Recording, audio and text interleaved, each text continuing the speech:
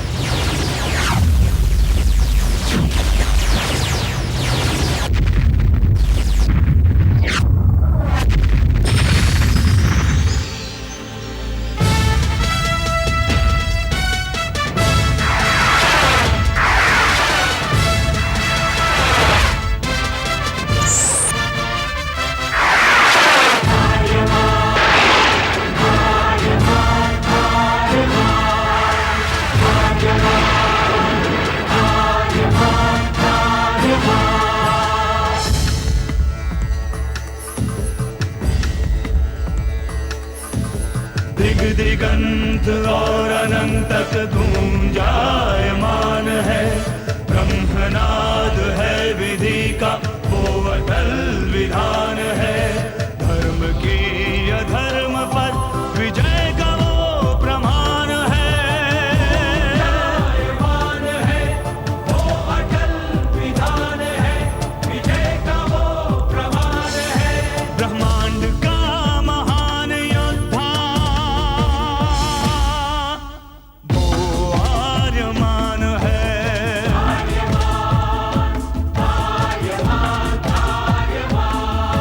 ब्रह्मांड का महान योद्धा वो आर्यमान है।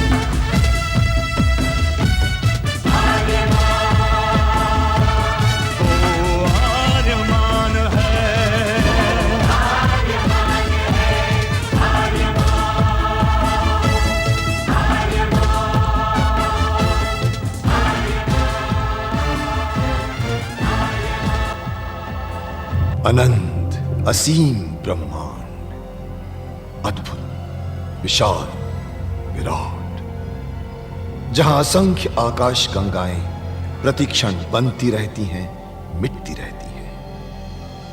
हर आकाश गंगा में होते हैं अनगिनत तारे, अनेकों सूरज, और सूरज के साथ होता है अपना सौर मंडल, जिसमें रहते हैं अनेकों ग्रह। न जाने कितने सूरज चमके और बुझ गए, न जाने कितने तारे चमके और खो गए, न जाने कितने ग्रह, कितनी पृथ्वियां, कितनी सभ्यताएं बनी, बढ़ी और खो गई समय की इस अनंत धारा में। इन्हीं अनजानी परंतु अमर गाथाओं में से एक है महागाथा ब्रह्मांड के योद्धा आर्यमान की। बहुत समय पहले पृथ्वी से लाखों प्रकाश वर्ष दूर आर्याना आकाश गंगा में एक ग्रह था, थार।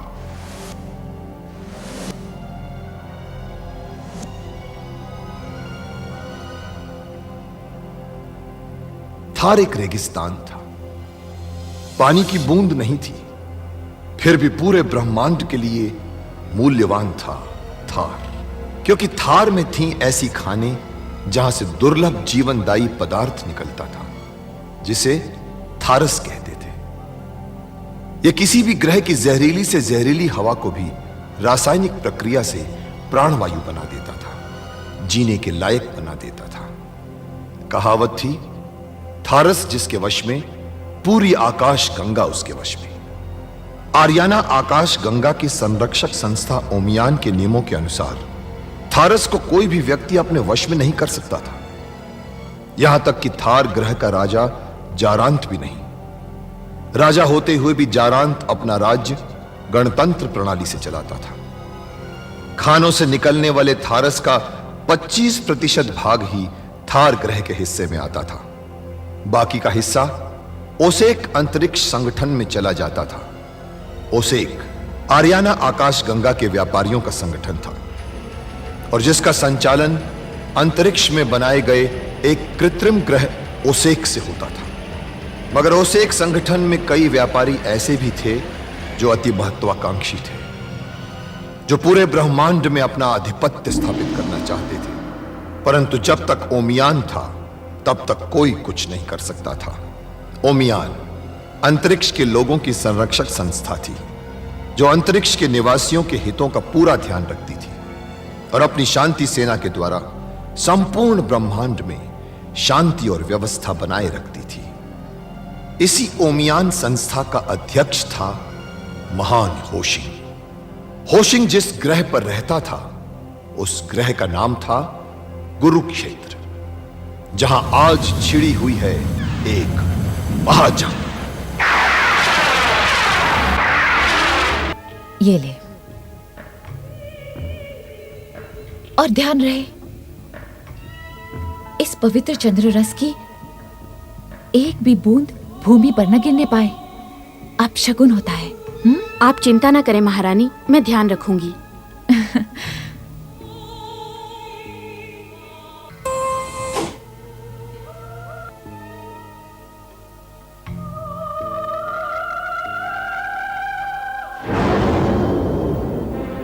ये पकड़।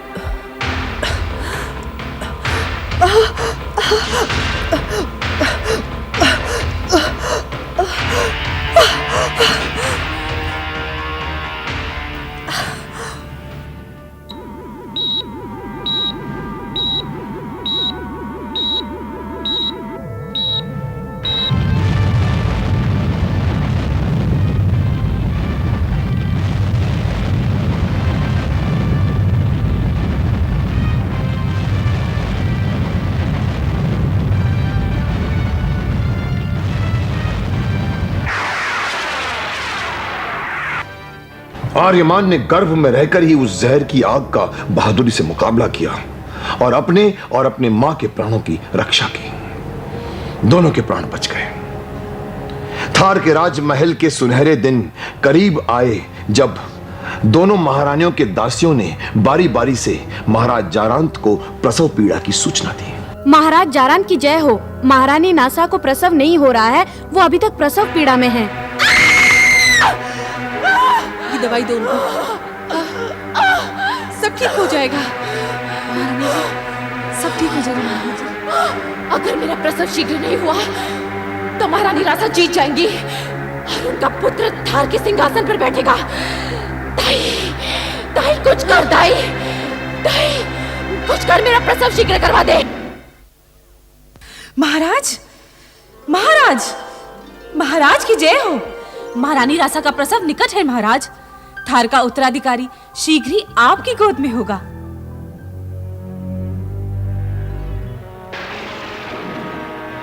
वहां गुरुक्षेत्र में होशिन आसमान को निहार रहा था और उसने आसमान से आती हुई बारिश की पहली बूंद देखी।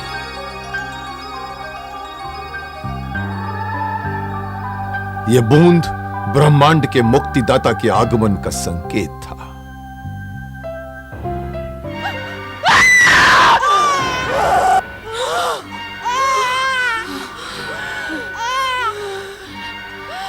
दासी, महाराज को जाके खबर कर दो, उत्तराधिकारी पैदा हुआ है। जी, जी हाँ।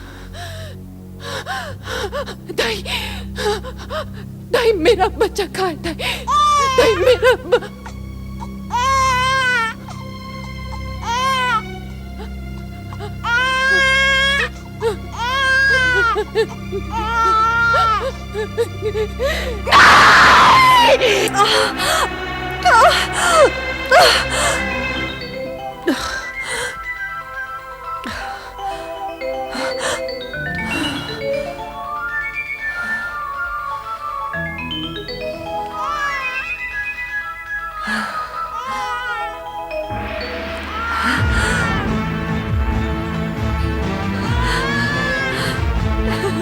आखिरकार थार के उत्तराधिकारी ने जन्म ले ही लिया। थार में खुशियां छा गई। लाखों सालों के बाद थार ग्रह में पहली बार बरसात हुई।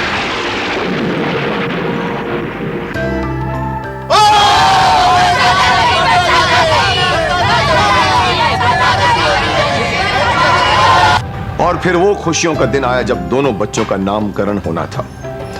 नामकरण समारोह में जानबूझकर महान होशिंग को नहीं बुलाया गया था, परंतु वो आर्यमान के जन्म जन्मांतर के गुरु थे, इसलिए वो वहां पर स्वयं आ गए। महाराज जारांत को होशिन का प्रणाम। प्रणाम महान होशिन।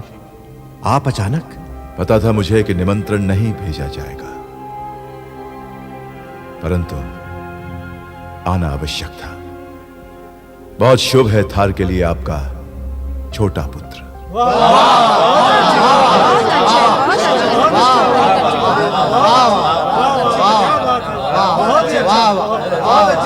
यह तो बहुत ही शुभ समाचार है महान होशिन, लेकिन मेरे बड़े बेटे के विषय में आपको क्या कहना है?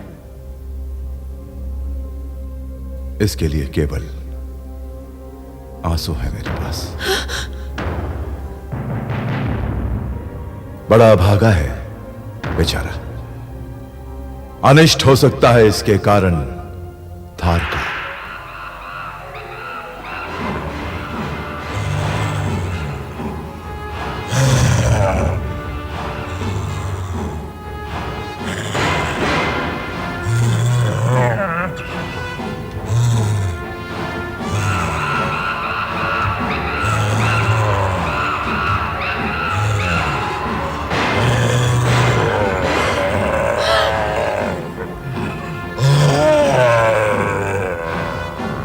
ये कैसा विकृत बालक है?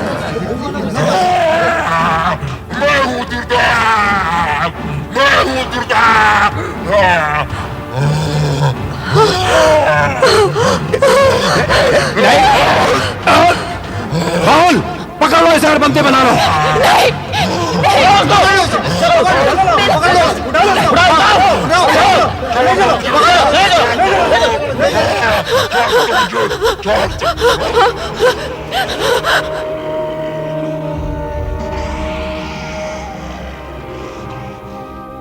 समय चक्र बीतता गया। राजपुरोहित शुक्रांत और महारानी नासा आर्यमान को मारने के नए नए षड्यंत्र तलाशते रहे, परंतु आर्यमान को तो ब्रह्मांड का योद्धा बनना था, इसलिए उनके सारे प्रयास विफल होते रहे। और एक दिन फिर शुक्रांत और नासा ने मिलकर एक और षड्यंत्र खोजा। उन्होंने रासा की विश्वस्त सेविका जीनो को बुलाया। तुम्हें सिर्फ इतना करना है कि जब तुम राजकुमार को महारानी के पास दूध पिलाने ले जाओ तो किसी भी तरह इस विष का हल्का लेप।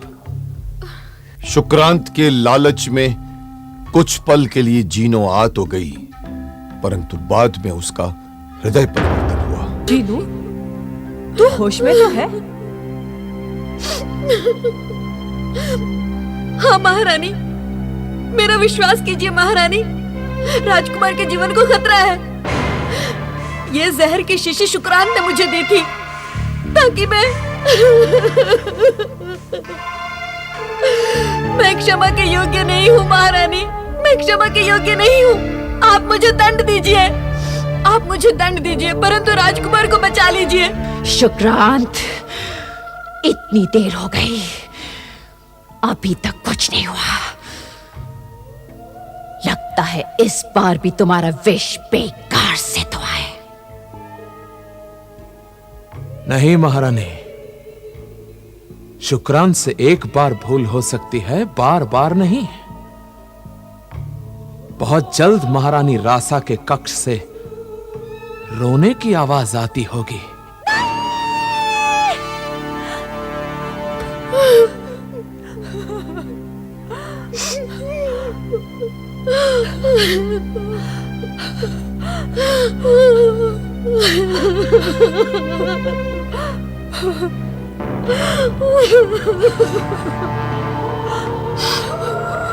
क्या हुआ महारानी? राजकुमार, क्या हुआ राजकुमार को? पता नहीं, अचानक दूध पीते ही। क्या हुआ? मैं पूछता हूं क्या हुआ? आप सब रो क्यों रहे हैं? महारानी रासा, आप रो क्यों रही हैं? महाराज, राजकुमार, राजकुमार, क्या हुआ राजकुमार को? मेरा अपना ही दूध उसके लिए विष बन गया है। विष बन गया है? हाँ। नहीं, नहीं, नहीं! रासा और जीनो का नाटक सफल रहा। शुक्रांत, नासा और जारांत ये मान गए कि आर्यमान मर गया है। रासा ने इस मौके का फायदा उठाया और उसने गुप्तचर यंत्र मानव टोबो को बुलाया और आर्यमान को उसे गुरुक्षेत्र में महान होशिंग के पास भेजने का प्रबंध किया। जा मेरे बच्चे, मैं तुझे भविष्य को सौंपती हूँ। अपनी माँ को मत भूल जाना।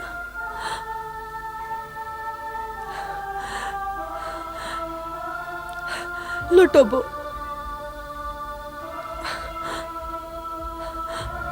यहां रासा तो अपने पुत्र आर्यमान की जान बचाने में कामयाब हो गई, परंतु वहां ओसेक में नारक अपने संहारक आर्यमान को मारने की योजना बना रहा था। उसने एक हत्यारे यंत्र मानव ओजा को बालक आर्यमान को मारने के लिए थार की ओर रवाना किया।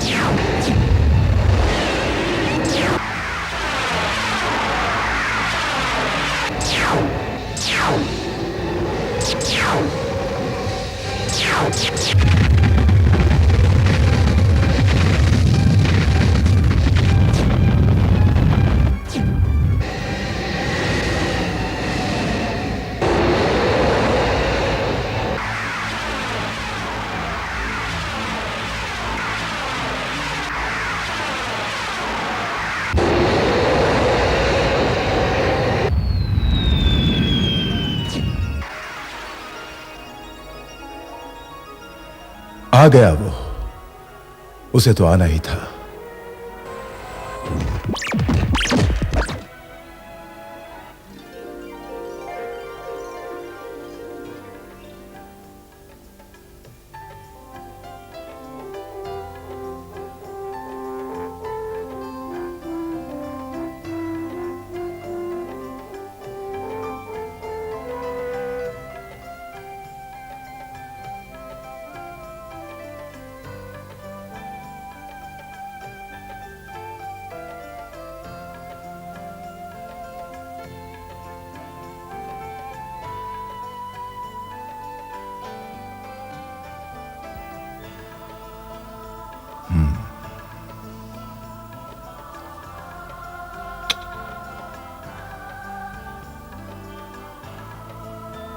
आर्यमान, तुम्हारा स्वागत है।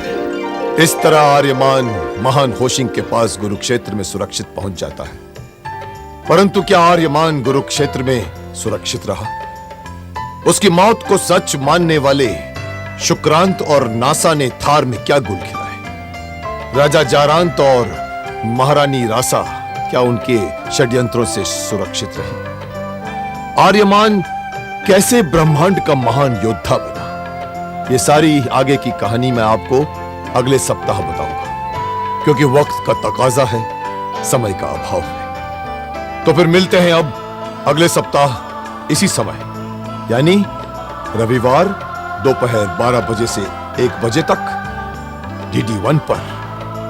तब तक इंतजार करते रहिए ब्रह्मांड के योद्धा आर्यमान का। इससे क्या होगा? आप क्या कर रहे हो? अखबार पढ़ रहा हूं राहुल। इससे क्या होगा? इससे मुझे देश विदेश में घटने वाली ताजा घटनाओं का पता चलेगा और ज्ञान विज्ञान की बातों के बारे में भी पता चलेगा। और इससे क्या होगा? उससे मेरा दिमाग बढ़ेगा, बुद्धि बढ़ेगी, ज्ञान बढ़ेगा। उससे क्या होगा? उससे समाज में मेरी इज्जत बढ़ेगी, लोग मेरा मान सम्मान करेंगे। उससे क्या होगा? मुझे देखकर और लोग भी पढ़ने लिखने की तरफ आकर्षित हो जाएंगे।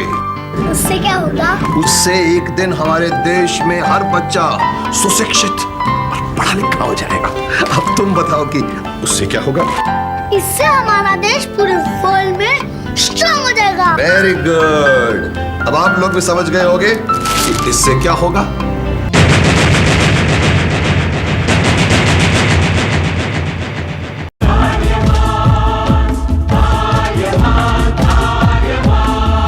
ब्रह्मांड का महान योद्धा वो आर्यमान है।